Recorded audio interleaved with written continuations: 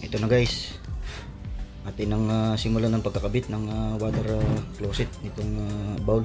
Pero punasan muna natin para malinis, kasi kailangan ay pag ating itong sinalpak ay walang mga alikabok or anumang dumi para hindi makalang dito sa rubber gasket. So una natin ikakabit dyan guys, kung mapapansin nyo yung rubber gasket. Ayan. At isusunod natin itong pinaka water drain nya. So ipapasok lang natin ito guys doon sa loob, and then iti-thread natin doon sa ilalim. So pagka na-thread na natin, so kung makikita nyo yun, ipapatong natin siya doon sa kanyang pinaka rubber, and then ating lalagyan ito ng plastic bolt. Yan, doon sa kanyang dalawang butas doon sa loob ng water closet. Yan. So bali kaliwat kanan ang plastic bolt itong water closet, at ito'y meron ding rubber gasket na kailangan ay mailapat natin na maayos, walang kalang or walang anumang dumi. Dahil kung ito ay may kakaroon ng kalang, may tendency ito guys na mag-leak ang ating water closet pag ito ay ating nilagyan ng tubig.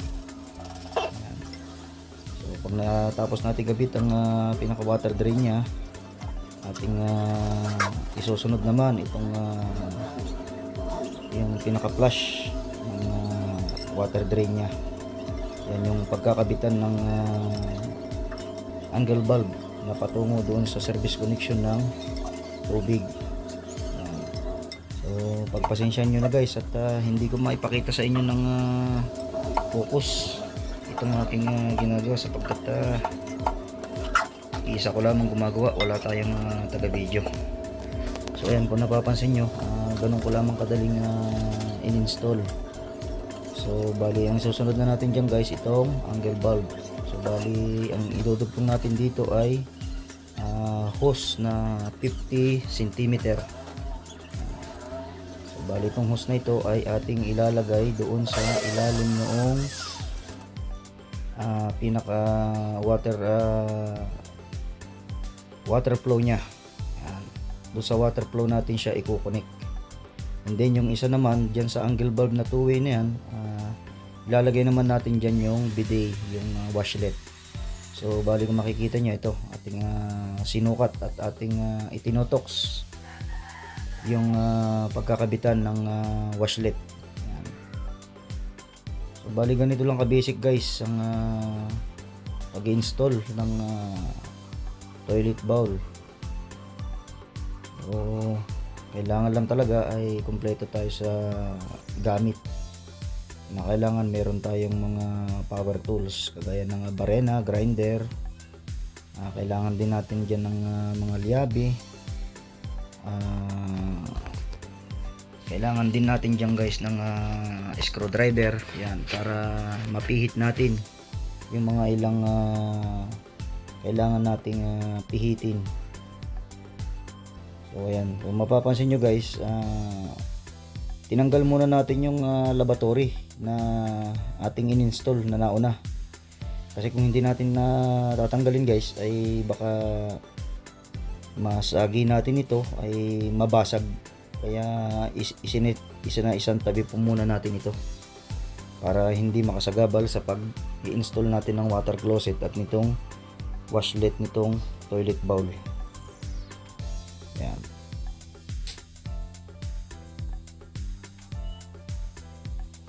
So bali guys, ang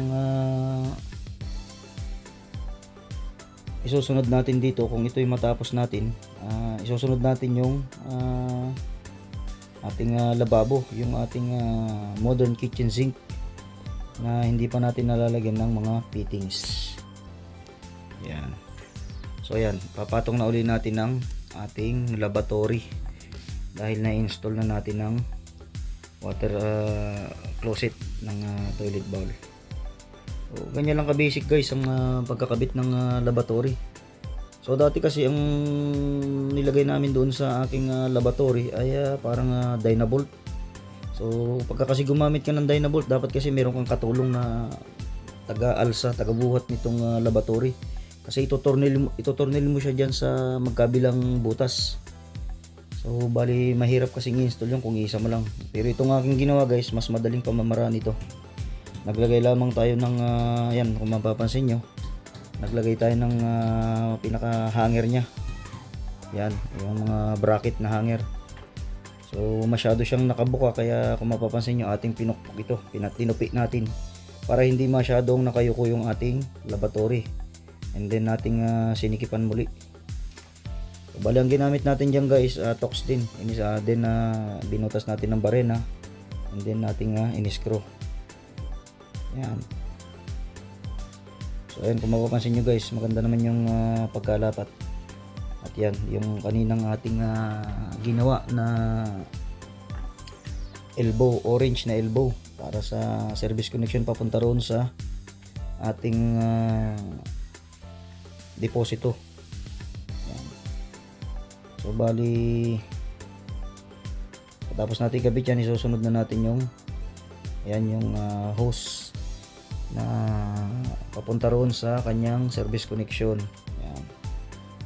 So bali yung palang ating lavatory faucet ay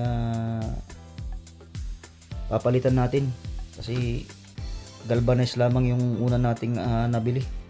So bali papalitan natin ito ng 304 stainless na lavatory faucet.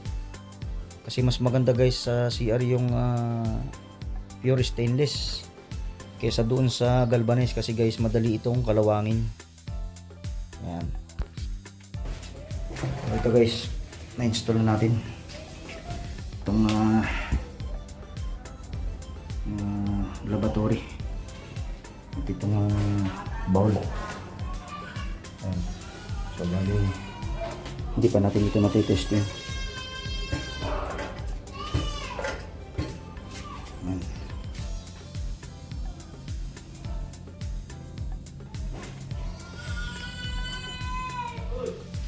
Isusunod natin yung isusunod naman natin guys yung lababo. So wala, ito okay na. Ganyan lang guys kasimple ang pag-install.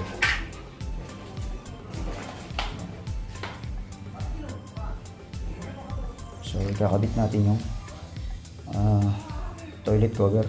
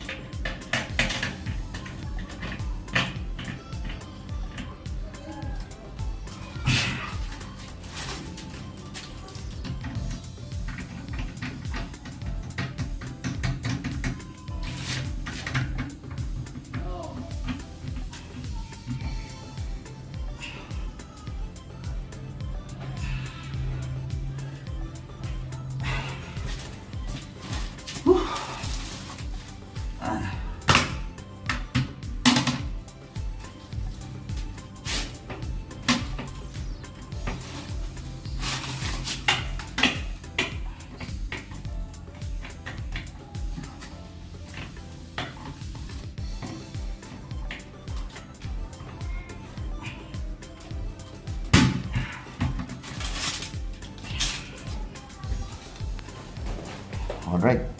Ayan guys. Natapos na rin natin. So bali yung pinaka faucet niya dun sa lavatory. Next time natin na i-install. At At nag-order pa tayo ng medyo mas maganda. Kasi yung ikakabit sana natin dyan ay madaling masira. Plastic siya. So bali, ang gusto na mayari pure stainless 304 yung ating ilalagay dyan. So bali, okay na. Nakabit na natin itong bidet. Ito. So bali, magandang klase rin itong bidet nya guys. 304. Yan.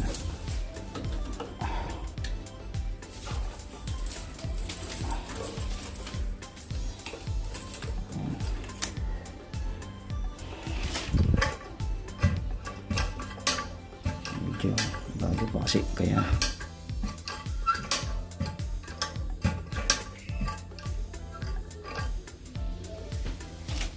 alright.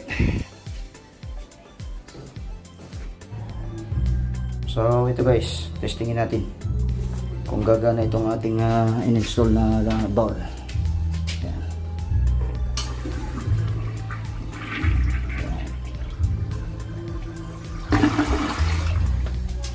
So okay naman guys, napagana natin.